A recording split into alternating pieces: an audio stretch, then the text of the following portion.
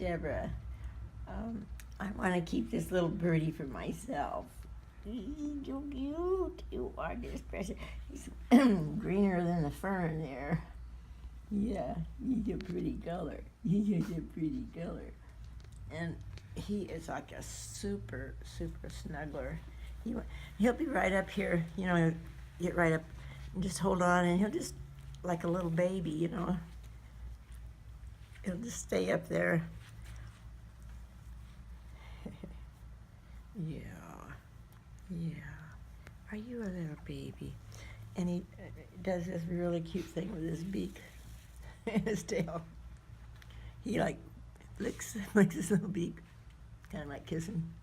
You good boy. Are you my good boy? Do it for it. There you go. You are so precious. You are so precious. Yes, you are. I love you.